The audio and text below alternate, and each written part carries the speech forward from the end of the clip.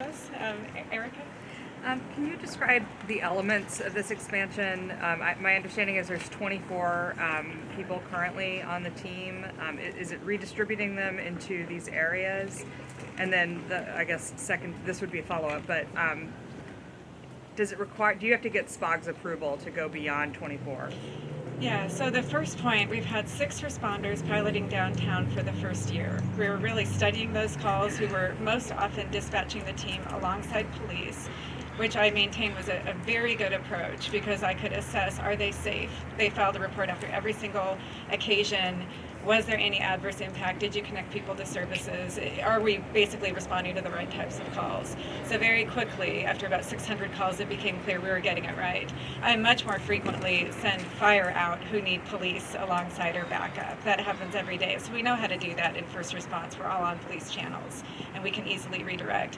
The team then, last summer, the mayor announced would expand to the 24 responders. That is the limiting factor in the original SPOG MOU. So we have 24 responders now hired. They just finished their academy. We've got 3 supervisors, which is sort of like the sergeant equivalent in the care department, a training manager, Rose, who's brilliant, and then Kat is the manager over the unit, kind of like a lieutenant, or really like a chief, if we're honest. It is true that in that MOU, which expires at the end of the year, the limiting number was 24 as we studied it. To this point, we've been to, again, as of yesterday, 1,768 calls. We have called for police to come back and assist 3 times, which actually I'm shocked at how low that is. I would have expected it to be a little bit more frequent than that. So, yeah, what else? Hi. Hey, Tracy Record, West Seattle Blog. How soon will the local care responders be actually working out of this area? They told me last week they're still being dispatched from downtown. Yeah, hey Kat, come on up. I just remember somebody knows more about this. And she did really well last summer, so now it's the trouble with being confident. So it was actually much easier to staff and to train the responders than to do all the paperwork, get the MOUs to be co-located in precincts and at other places. So do you want to give a status on geographically where they are? I thought I was going to get away with it. I thought Amy was going to handle this. So our team has been at each stage hiring and training new folks, and then when they deploy into field training, we issue them into their new area. That's where the areas they train in. So in January that was North Precinct, and then now actually starting March 10th is when our latest class of people deployed into field training and begin staffing South and Southwest precincts. So while our office is over at 3rd South and South Horton for now, we're also working with Captain Barrett, who's kind enough to work with us to offer space inside Southwest Precinct as well. So we're already able to take calls in Southwest, but we'll also be even more responsive and readily available once we have space a little more centrally located too. Is there a timeline for that? I would say probably before April 1st would be our expectation to move in there. But we're lucky that the space that we found actually with Erin's assistance through SOBA is very centrally located to I-5 and the West Seattle Bridge, so we're still able to respond pretty quickly from where we are now in the meantime. I was looking at Captain Bear. Does that sound real? Yeah. Fact check. Yeah, thank you, Tracy. Anything else? Yeah. Yeah, are there plans to expand at some point beyond the 24? I know that goes to the end of the year, but after this, are you looking ahead? It is my strong contention that it should. I think Seattle doesn't always realize we've had the RACER response up north in 5 jurisdictions since 2017.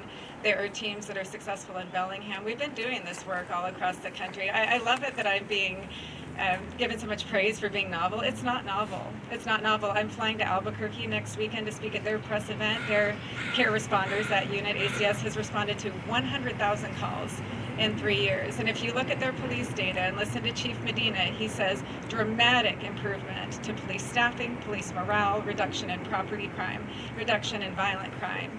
And this is logical to me. If you free up law enforcement to do law enforcement work, you're going to see improvements in public safety. So yes, if it's up to me, Mayor, do you have anything to add? Is he nodding behind me or is he shaking his head? Yeah. Thank you for the question. Anything else? Just clarify Yes. How many calls total has the team over the period of time they've been in existence? 1,768. 1,778? 68 as of yesterday. 1768, Yeah. thank you. Yes, and again, it's quite a high number because overwhelmingly it was only 6 people on staff. And you need to remember, this is line work. right? So if I say I have 24 responders, that means I have 12 to 18 responders active, only 10 hours a day on any given day. And what we're trying to do is really study the crisis hotspots. It's predictable where these crisis calls are going to come from, when they're going to occur. And so I'm saying let's get out there proactively and see if we can't actually reduce the calls coming into 911. What else? Yes, go ahead, Deb. Deb Barker here asking, saying welcome, and Chief Barton, what do you need from the community? My favorite question. Yeah, I mean, I think the main thing is just hope and conviction that we need this. Don't let it be political. I always say this. When I arrived, you know, I was an outsider. I hadn't been in Seattle, and I was thinking, what am I solving for? It was just very literal. I'm getting 900,000 calls. If you take a step back and think about what the person is describing or what they're needing, who would you send? And so I reject the notion that it's about, you know, whether or not we want law enforcement. Of course we need law enforcement by the data. We had escalating violent crime 2020 to 2023, and now it's improving. Thank you, Mayor, for that, and to police leadership. But we just need to be pragmatic about it and iterative. At a future state, if we see a trend, again, if Chief Scoggins and company can solve the fentanyl crisis, that would be awesome with Health 99, then you would likely reduce that and repurpose that unit. So we don't want these rigid structures. The other thing I always say is take care of one another. That's why I love the BIAs. I love community groups. We do need to rebuild the village.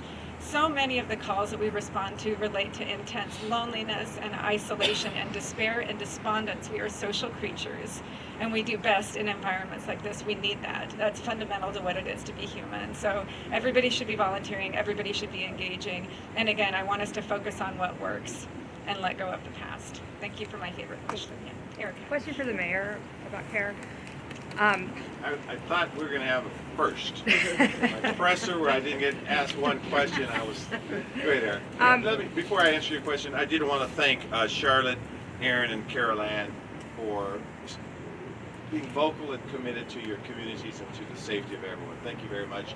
I know it's still nerve-wracking sometimes being in front of cameras. I have to do it all the time. Thank you very much. Erica, please. The city council was expressing some skepticism about the results from CARE the other day, and I'm wondering, from your perspective, how confident are you in this pilot, and do you want to expand it beyond 24? Yeah, so a great question. I have to be a little careful because, as Erica's first question sort of suggested, we are in negotiations with a small contract right now, and of course this is part of that negotiation, so I don't want to get in front of my skis to talk too much about what we're trying to do with this. We, as Chief Martin said very clearly, this should help our police department, simply put, and should help the community because we're freeing up resources and getting a different skill set in this situation. I think last week Erica was referring to a very robust discussion by the City Council, and I thought you did a great job in responding on what we are doing. There's often a misunderstanding about what these fine people can do. We have 24 CARE responders, 3 managers, that they are not empowered to arrest anyone. They are not there to take the place of a police officer. And I think often in that exchange, I think that there was somewhat of a misunderstanding of the role and scope of these fine people. So we will take the feedback, and I always say feedback is not definition, it's just information to get better.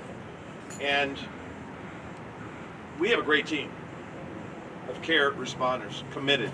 So we listen to the City Council, we'll get better. We have fine leadership in place, fine policies in place, and hopefully a year from now we'll have even more success stories on the lives we saved. Thank you, Erica. Okay, I'm going to count us down. I got one more question. Can we pivot just a little, just a couple more things since we Okay. got you here? Yeah, I didn't think I was going to get out of here without any questions, so go ahead. Real quick, City Council approved the rezoning part of Soto for residential housing, half of the housing going to be